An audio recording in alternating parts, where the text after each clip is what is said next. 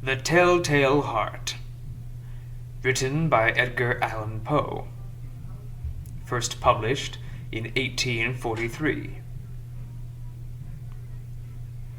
True. Nervous, very, very dreadfully nervous I had been and am. But why will you say that I am mad? The disease had sharpened my senses, not destroyed, not dulled them. Above all was the sense of hearing acute. I heard all things in the heavens and in the earth. I heard many things in hell. How, then, am I mad? Hearken, and observe how healthily, how calmly I can tell you the whole story. It is impossible to say how first the idea entered my brain, but once conceived, it haunted me day and night. Object, there was none. Passion, there was none. I loved the old man. He had never wronged me. He had never given me insult. For his gold I had no desire. I think it was his eye. Yes, it was this. He had the eye of a vulture, a pale blue eye with a film over it. Whenever it fell upon me, my blood ran cold, and so, by degrees, very gradually, I made up my mind to take the life of the old man, and thus rid myself of the eye forever. Now, this is the point. You fancy me mad. Madmen know nothing. But you should have seen me. You should have seen how wisely I proceeded, with what caution, with what foresight, with what dissimulation I went to work. I was never kinder to the old man than during the whole week before I killed him.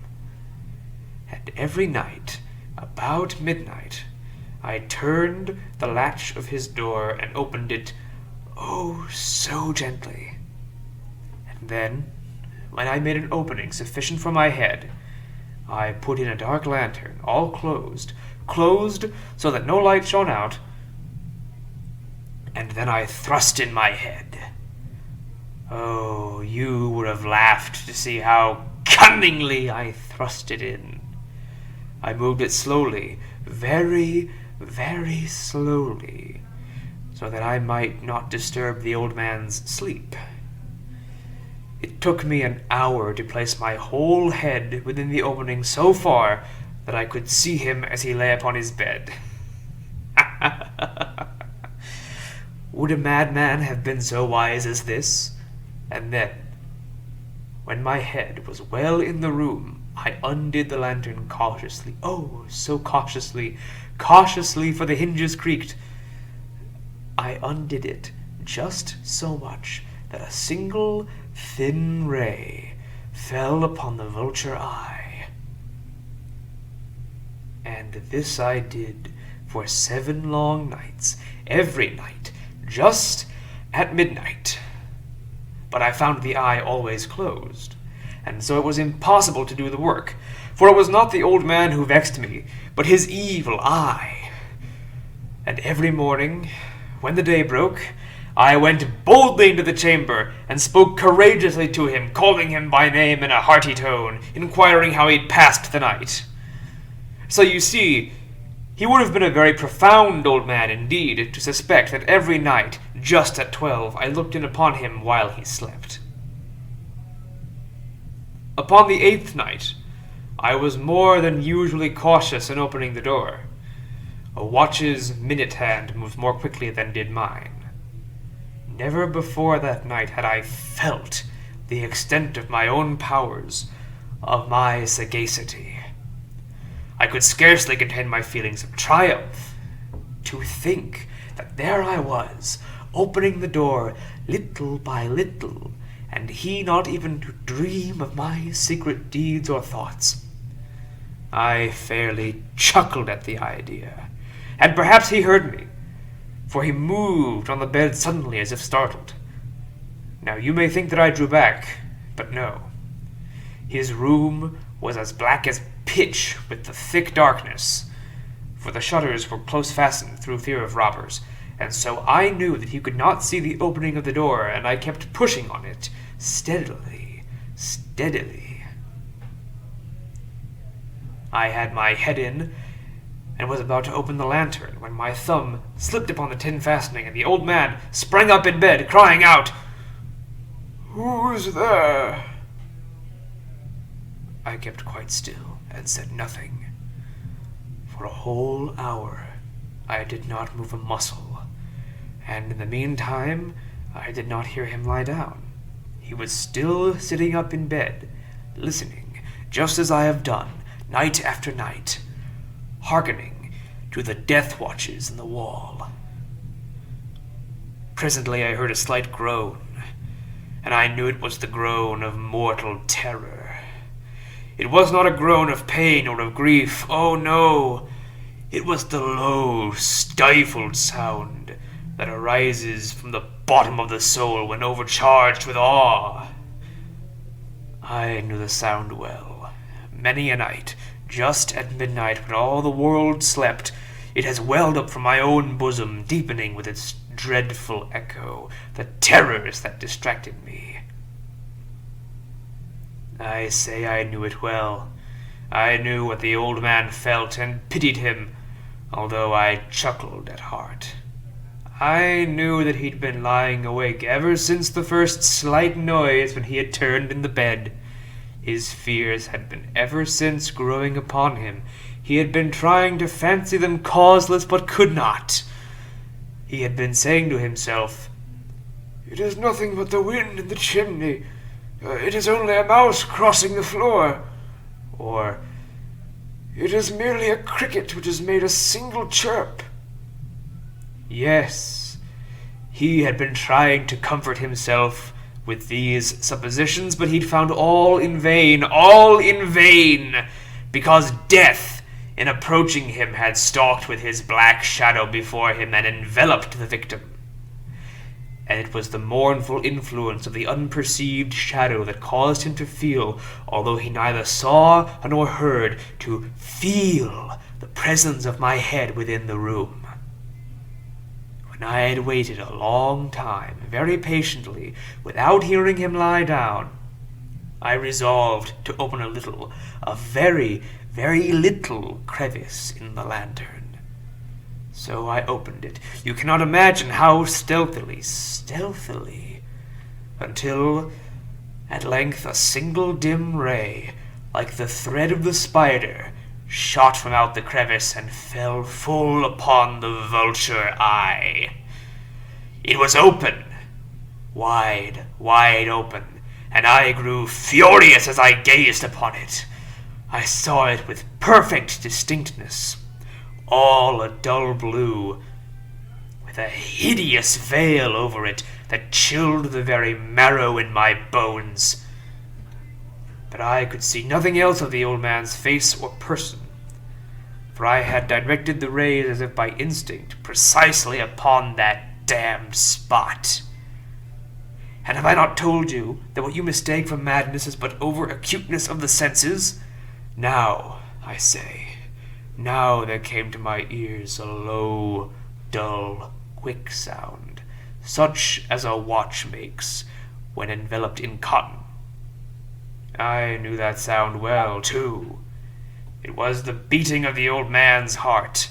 It increased my fury, as the beating of a drum stimulates the soldier into courage. But even yet, I refrained and kept still. I scarcely breathed. I held the lantern motionless. I tried how steadily I could maintain the ray upon the eye. Meantime, the hellish tattoo of the heart increased. It grew quicker and quicker, and louder every instant. The old man's terror must have been extreme. It grew louder, I say louder, every moment. Do you mark me well? I have told you that I am nervous. So I am. And now, at the dead hour of the night, amid the dreadful silence of that old house, so strange a noise as this excited me to uncontrollable terror. Yet, for some minutes longer I refrained and stood still.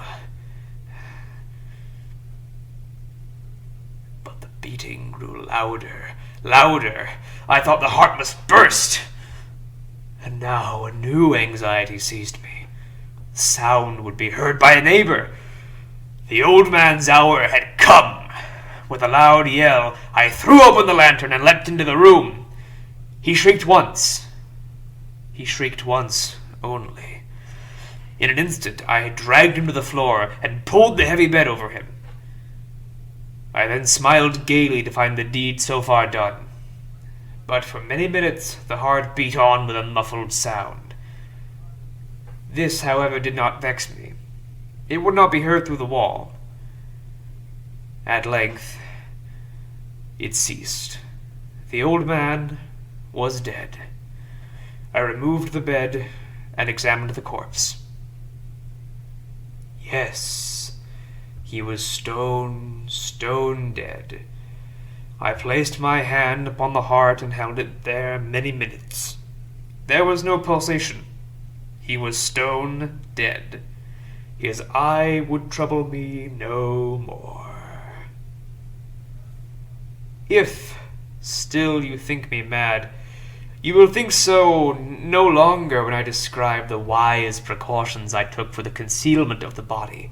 The night waned, and I worked hastily but in silence. First of all, I dismembered the corpse. I cut off the head, and the arms, and the legs. I then took up 3 planks from the flooring of the chamber, and deposited all between the scantlings. I then replaced the boards so cleverly, so cunningly, that no human eye, not even his, could have detected anything wrong. There was nothing to wash out, no stain of any kind, no blood spot whatever. I had been too wary for that. A tub had caught all.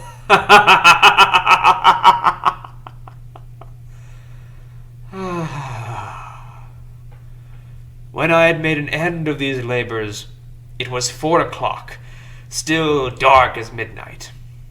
As the bell sounded the hour, there came a knocking at the street door. I went down to open it with a light heart, for what had I now to fear? There entered 3 men, who introduced themselves with perfect suavity as officers of the police. A shriek had been heard by a neighbor during the night. Suspicion of foul play had been aroused. Information had been lodged at the police office, and they, the officers, had been deputed to search the premises. I smiled. For what had I to fear? I bade the gentleman welcome. The shriek, I said, was my own, in a dream. The old man, I mentioned, was absent in the country. I took my visitors all over the house. I bade them search well. I led them at length to his chamber. I showed them his treasures, secure, undisturbed.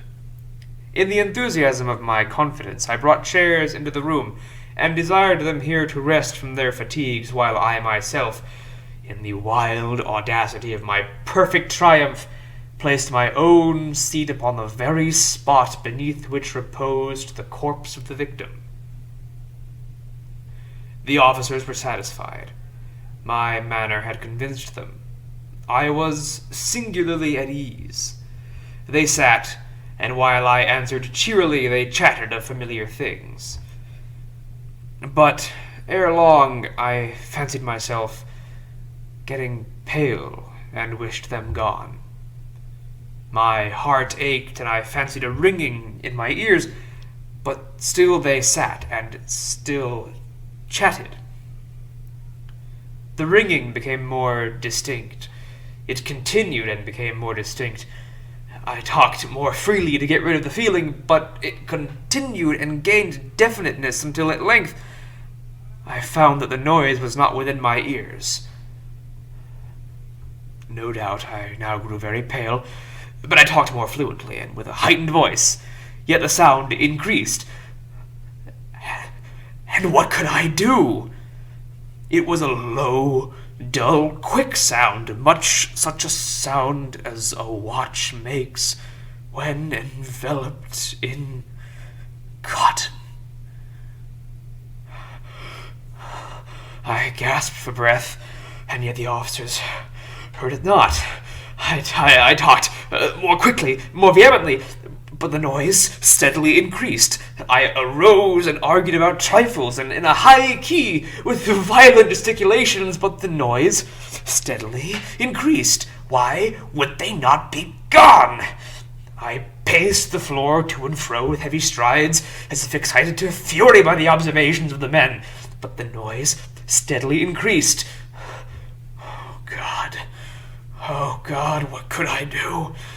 I foamed, I raved, I swore, I swung the chair upon which I'd been sitting and grated it upon the boards, but the noise arose over all and continually increased. It grew louder, and still the men chatted pleasantly and smiled. Was it possible they heard not? Almighty God, no, they heard, they suspected, they knew. They knew, and they were making a mockery of my horror. This I thought, and this I think.